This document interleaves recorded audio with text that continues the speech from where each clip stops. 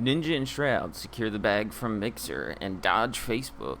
Rocksteady might be making a Suicide Squad game, and The Last of Us 2 might be the best-selling PS4 game ever. Let's talk about it.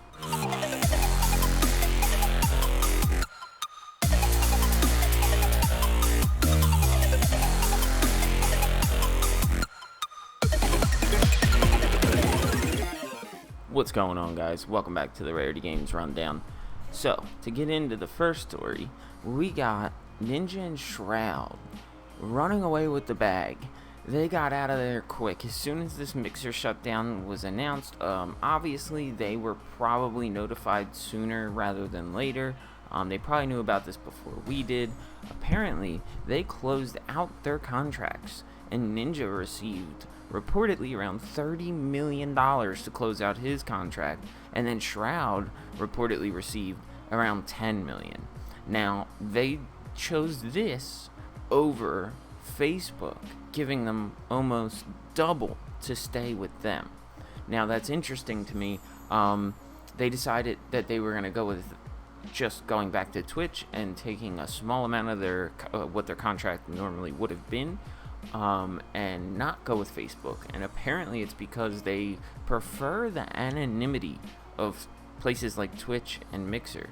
They don't want to have people feeling like they need to put their real names and all that on Facebook. Like, it's a little more of a just fun place to be on Twitch, because you don't have to worry about people knowing who you really are and yada yada. So it's pretty interesting coming from them. They just decided, nope, I don't want to be on Facebook gaming. I'll take this and I'll go back to doing what I was doing. So we'll probably be seeing them back on Twitch unless somebody like YouTube maybe picks them up and takes that. But on other Mixer news, Facebook Gaming is also offering partners who may be a little stuck right now in the Mixer situation. There's a lot of people who grew platforms on Mixer and they only stream there, and it's very unfortunate that they are just losing everything that they've grown. They're going to have to start over on Twitch. I'm sure their communities will help support them a good bit, but it's kind of hard to start over regardless. So apparently Facebook is offering around $2,500 if you come to Facebook's platform. You have to be a partner, though. It's not just anyone, so don't go rushing over there saying, I got a Mixer account. So, you have to stay for 90 days on Facebook Gaming, and then you will receive a $2,500 bonus. And I assume if you are going to the Mixer account of that person, you will automatically be redirected to the Facebook Gaming account. So this could be a great option for a lot of the smaller and growing partners over on Mixer. So that's a good thing to hear. But on to the next story, boys. A Suicide Squad video game, possibly from Rocksteady. Now, this is coming from Reset Era. They found a domain name, literally called SuicideSquadGame.com. And then, the next day, another domain name was created called SuicideSquadKillTheJusticeLeague.com.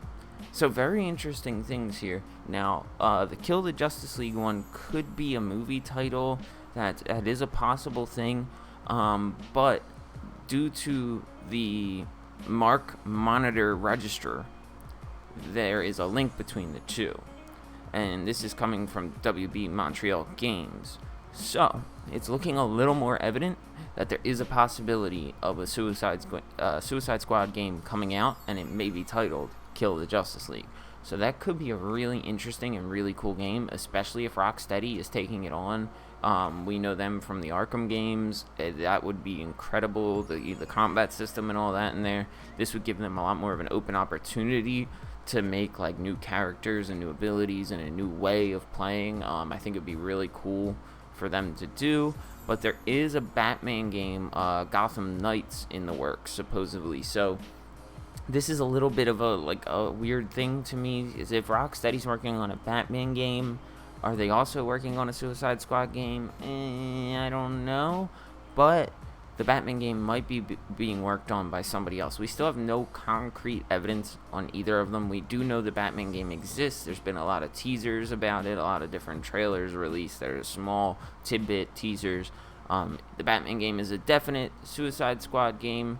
It seems like it is a very good possibility, but we'll see soon enough. Now, The Last of Us 2 breaking huge records over on the UK sales. Now, UK sales records are always the first to be released, and they do not include digital. And we all know how many people go with digital games nowadays, so that these records are already broken physical copies in the early days of the sales. So digital's probably if they include that, it's going to be launched way higher than we expect. So apparently The Last of Us 2 has sold over 76% higher than the 2013 title of The Last of Us 1. And then it has beaten the previous record, also held by Naughty Dog, and this is just the UK, remember, but it beat Uncharted 4 by 1%. And this is just box game, and that's it. So, including digital sales, it could be Sony's best overall hit in the UK, period.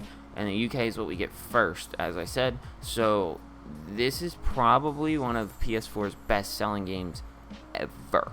The Last of Us also toppled Animal Crossing's New Horizons. I almost said Amazon. But yeah, by a 40% margin, it beat Animal Crossing, and that was the best-selling game now for months. A lot of people in quarantine loving Animal Crossing. But Last of Us Part 2 blew it out of the water by 40% in the UK. Everyone's loving this game. It's been getting review bombed like crazy over on Metacritic. You literally see the critic scores is around like 99%, I'd say. It's like one of the best games ever made. And then you look at the user score rate next to it, it's at like a 3. Because people are just bombing it with reviews and making up rumors. All this crazy nonsense. That's a whole nother story to get into. But expect Last of Us 2 to be breaking all of PS4's current records. Really interesting to see.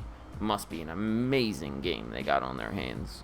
Got a couple more little things I wanted to talk about to wrap this video up. Ghost of Tsushima has gone gold. That means they are officially done making the game and they are printing copies. It's ready to go, should be released within a few weeks, which is great to see. I can't wait. That game is one of my most anticipated for the PS4 exclusives. I cannot wait for this game to drop.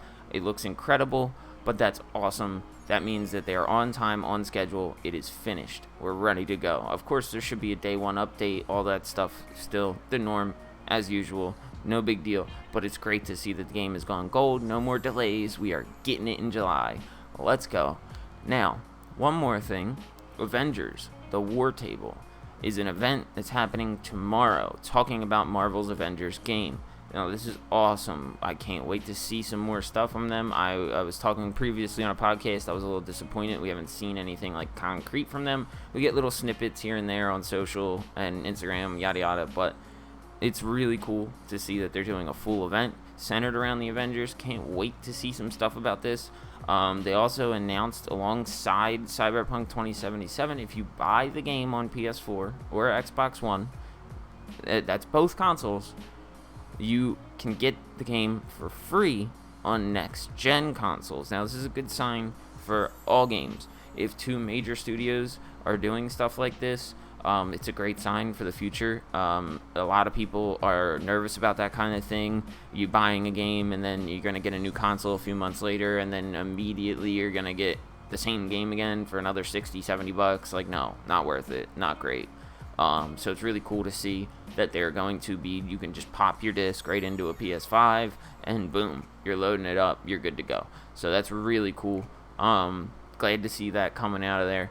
But that about covers it for everything. Just wanted to get another quick rarity rundown out here, let you guys know what's going on in the gaming world. I appreciate you watching, and as always, keep on gaming.